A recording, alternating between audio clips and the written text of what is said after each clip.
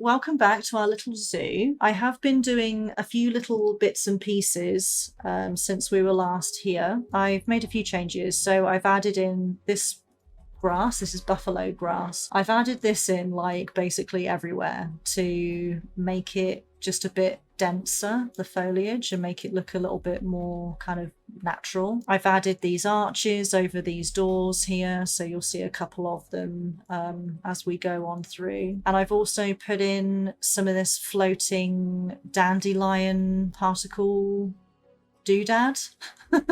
I've put them all around the place. Yeah, I've just basically just added more plants. I put more trees in. I went a bit crazy with these vines.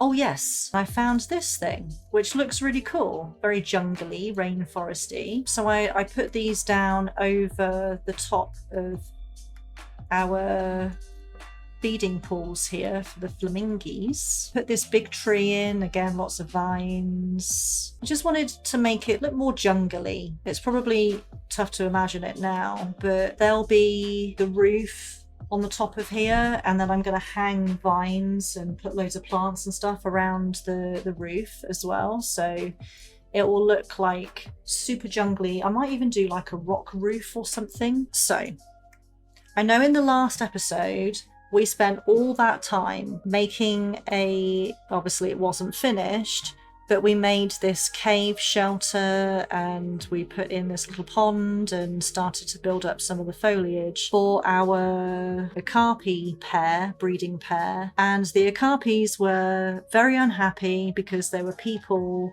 wandering through their habitat. They are very shy animals and they just did not like it one bit. They were so unhappy, and we were trying to give them privacy, which is why we ended up building that cave shelter. I've actually just changed my mind completely and I've taken the okapi out. They are sitting in the animal trading center. We will make a habitat that's suitable for them at some point. I did actually Google ways to keep okapi happy, and there are several things that we can do. There are signs that you can put around that tell everyone to be quiet. One-way glass so that guests can see in, but the okapi, to them it just looks like a black sheet of glass and they can't see the guests on the other side. We could put speakers in that play rainforest sounds and like natural sounds that would make them just feel a little bit more at home. So there's different things like that we can do. There's also a camera. You can put a camera in like the private areas of the habitat, and then they link to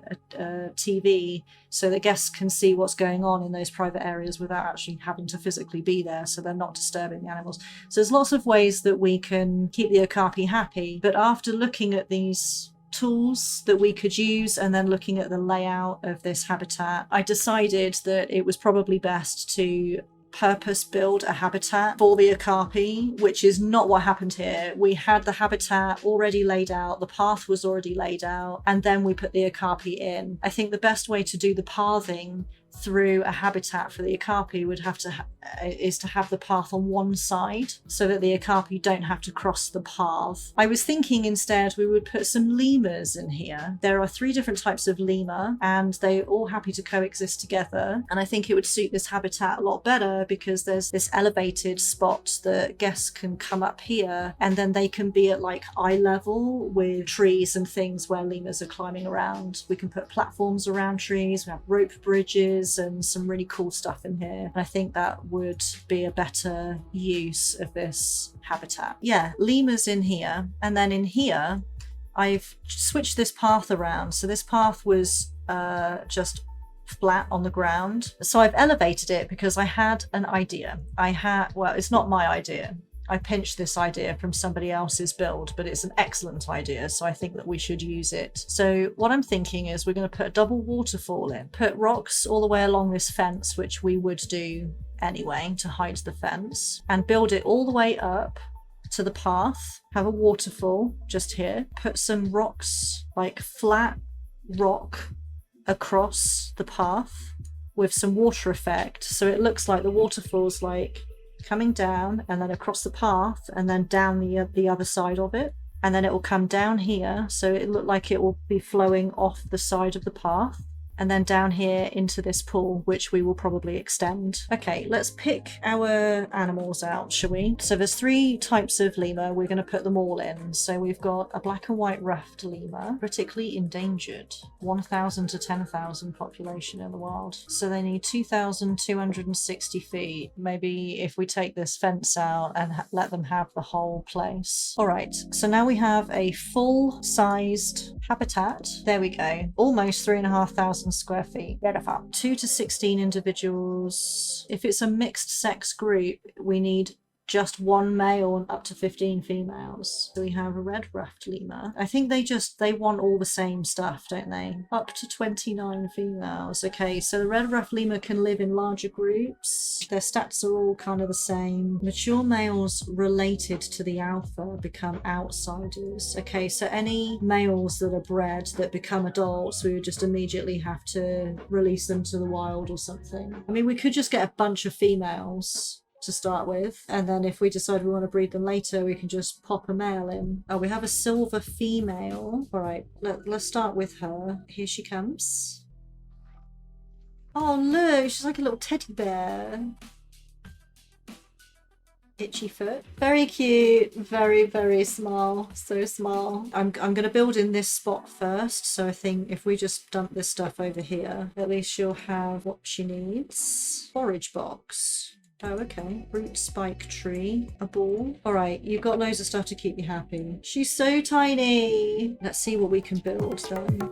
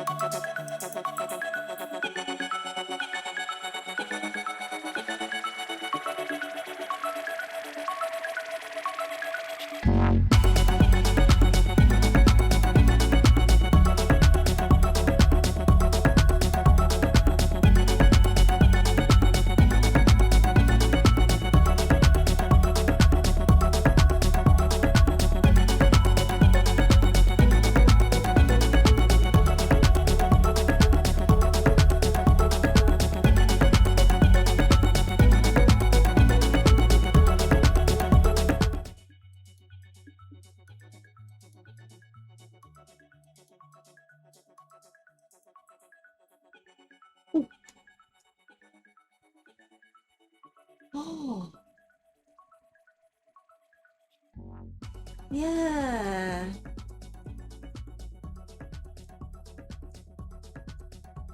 Seeing that gave me so much enjoyment. Yeah, you're using the bridges I built for you. Oh, no. Why does that keep happening? The game thinks that, like, they're going out of bounds. Okay, so it looked like she was standing here and then she, like, tried to jump, I think, onto here. Apparently that's why it happened. I mean, she just climbed straight up the tree. Maybe they just don't need this. So then they can climb up the tree, across the vine, or climb up this tree. Yeah, let's see, she's doing it now. And then go across the vine. She's going to do it. Across the vine, and then across this vine to get onto here. And then hopefully that'll look... She's gone in there to lick her foot. Gonna have a little slip. Nope. Nope. Time for zoomies. I think we solved the problem there then.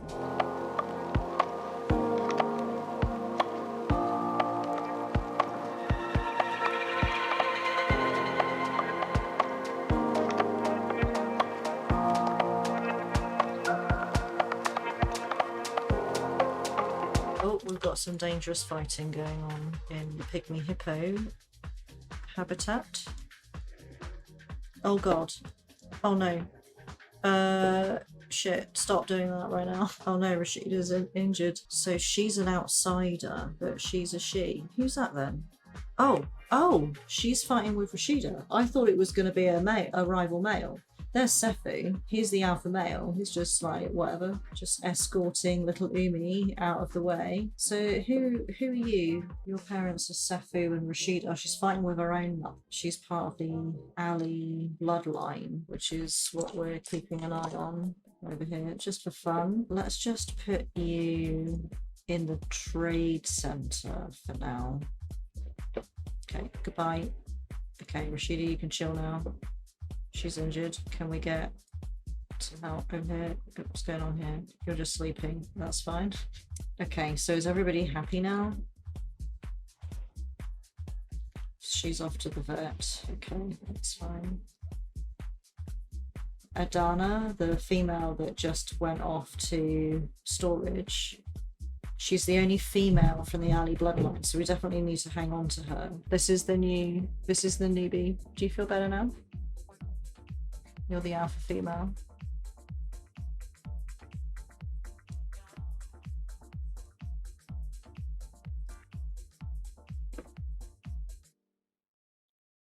Oh, good. Do you know where you're going? She's like, oh my god, there's so many things to do in here. Meanwhile, she was just trying to go over there to say hello to her, and she's just like ran all the way, like, she just ran away from her. She's like, oh. Now what?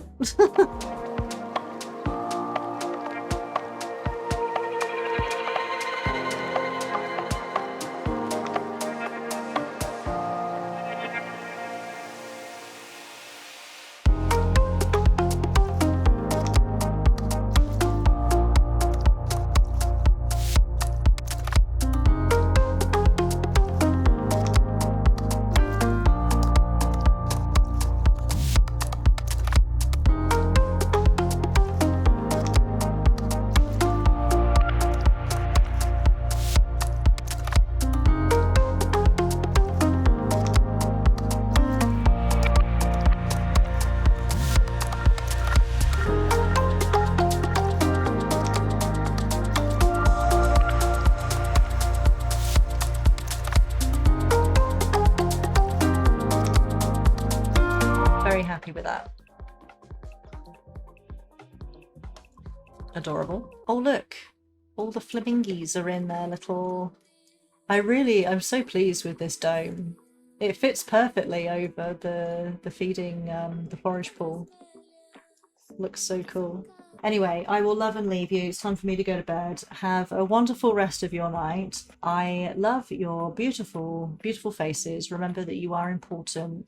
You are loved, and I will see you in the next one.